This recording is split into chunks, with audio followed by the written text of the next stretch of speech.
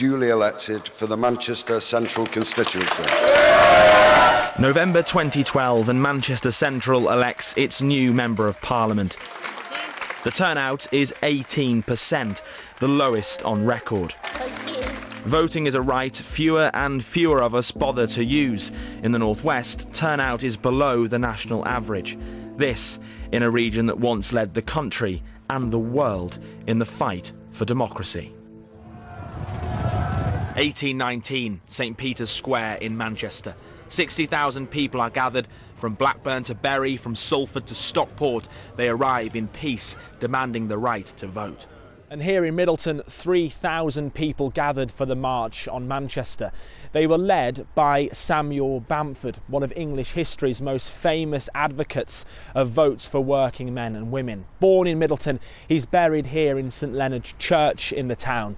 That day he insisted that no weapons were to be carried. This, he said, was to be a peaceful march. And in a scene repeated in towns across the Northwest, music was played, flags were waved, women danced as working people walked for the simple right to vote. Little did they know that for some of them, they were walking to their deaths. 2-year-old William Files was the first to die, knocked from his mother's arms by charging cavalry. 14 more were killed, 600 injured as soldiers attacked the crowd in what became known as the Peterloo Massacre. It was one of the turning points in the history of democracy, both in the UK and in the world. It was, if you like, one of those moments where things come to a head. It really laid bare how the authorities would treat people who asked for something that we so take for granted. Their deaths weren't in vain. Votes for all would eventually come, but more would have to die first. Epsom Racecourse, June 1913, and a woman is knocked to the ground. Emily Davison was trying to pin a Votes for Women symbol on the King's horse. She died 4 days later.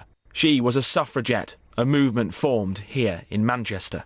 This is the parlour of number 62 Nelson Street, and it is in this very room on the 10th of October 1903 the suffragette movement was founded. And it was founded by Emmeline Pankhurst. Born in Moss Side in 1858, by 1903 women still didn't have the vote.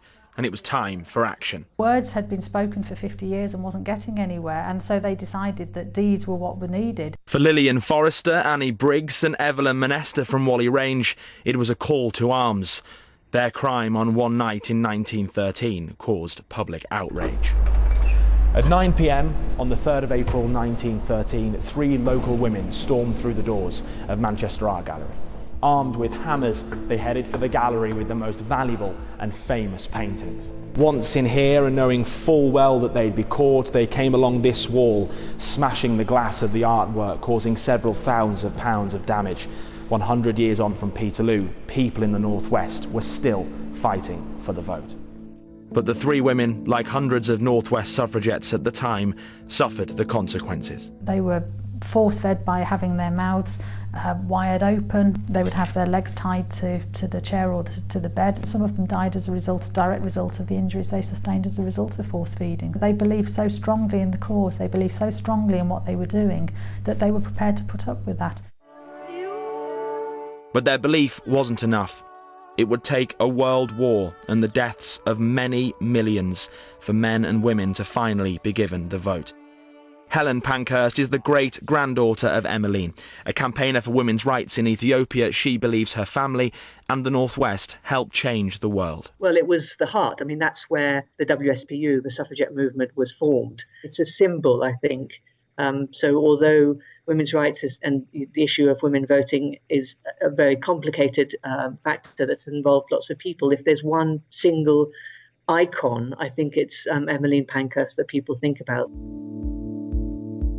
Today, television adverts are needed to remind us of the importance of voting. Fewer of us in the Northwest may do it, but if it wasn't for the sacrifice of people from the Northwest, we may not have the right at all. Daniel Hewitt, ITV News.